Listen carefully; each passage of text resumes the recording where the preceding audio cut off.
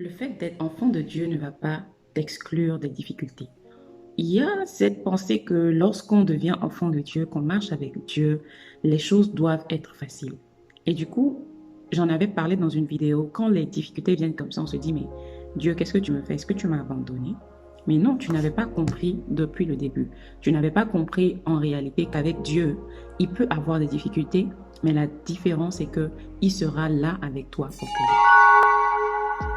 Dans Josué 1, verset 6, on nous dit, fortifie-toi et prends courage, car c'est toi qui mettras ce peuple en possession du pays que j'ai juré à leur père de leur donner.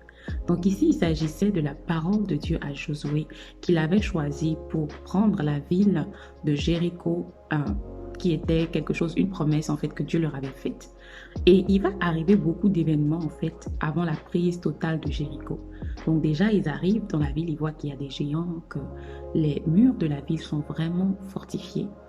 Et aux premiers abords, les personnes qui ont été envoyées vont être découragées. Donc Josué va faire partie du peu de personnes qui, malgré les difficultés, se disent qu'on pourra prendre cette ville, il y aura ceci, cela.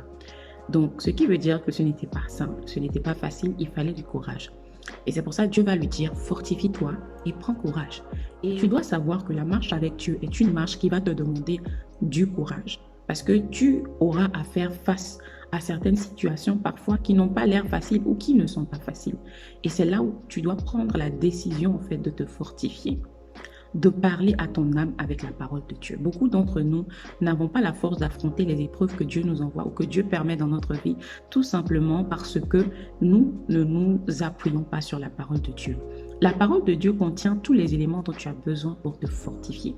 C'est pour ça, lorsque vous allez lire un peu plus loin dans Josué 1, vous allez voir que Dieu dit à Josué, en fait, de garder le livre de la loi devant ses yeux, c'est-à-dire de le lire quotidiennement et de le méditer nuit et jour. Ça veut dire que la parole de Dieu contient les paroles dont tu as besoin pour aller. Là, par exemple, je suis en train d'utiliser la parole de Dieu pour partager cette parole avec vous. Donc, tu as la parole dont tu as besoin à chacune de tes situations. C'est pour ça qu'il faut que tu sois un chrétien, une chrétienne qui lit et qui médite constamment la parole de Dieu. J'ai remarqué dans ma vie personnelle que les fois où je ne suis pas proche de la parole de Dieu, où je ne garde pas la parole de Dieu, que je ne médite pas, c'est facile pour moi en fait de tomber dans le découragement ou d'être attaqué dans mes pensées. Donc, le diable sait que l'arme principale des enfants de Dieu, une des armes principales, ça va être la parole de Dieu. Donc, tu as besoin de cette arme pour te défendre. Quand le découragement va venir, c'est dans cette parole en fait que tu vas puiser la force de pouvoir continuer.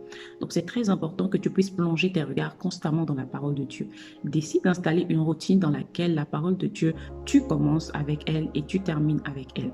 C'est-à-dire que tu dois être sûr que dans ta journée, la parole de Dieu fait partie de ton quotidien. Donc c'est très important. La parole de Dieu est pour toi doit être pour toi la source principale de fortification. Et on te dit, et prends courage. Le courage, ça va aussi être une attitude, en fait, que tu dois choisir, en fait, d'avoir. Et le courage aussi va te venir non seulement de la parole de Dieu, mais de ta décision aussi. Donc, vous imaginez cette parole-là, c'est Dieu qui est en train de lui parler. Il est en train de lui dire, fortifie-toi et prends courage. Ça veut dire que dans notre attitude, il y a une dimension, en fait, qui doit venir de nous. Donc, c'est très important que tu prennes la décision de rester courageux face à tout ce que tu auras. C'est-à-dire que tu choisisses que David pouvait dire qu'il parle à son âme en fait. Il faudra que tu puisses parler à ton âme. Il faudra que tu puisses te tenir sur la parole de Dieu et te parler. Tu traverses une situation, tu parles à toi-même, tu te dis au travers bien sûr de la parole de Dieu, écoute mon âme. Je sais que tu es triste, mais voici ce que la parole de Dieu dit. Personnellement, j'ai fait l'expérience plusieurs fois.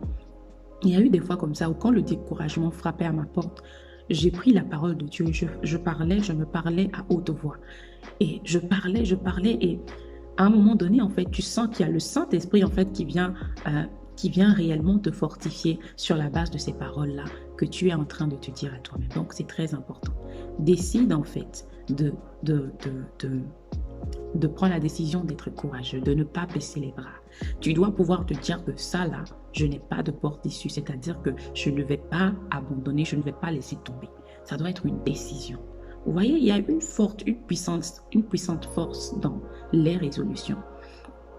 Il y a un verset dans la Bible qui nous dit « À tes résolutions répondront le succès ». Donc, lorsque tu prends une résolution, le Seigneur voit et le Seigneur t'aide. Mais quand tu n'as pas pris une résolution, quand la situation va venir, le premier réflexe que tu auras, c'est d'abandonner.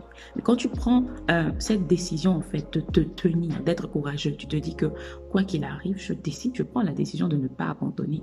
Le Seigneur voit ton cœur et lorsque tu te tiens sur sa parole, il va t'aider.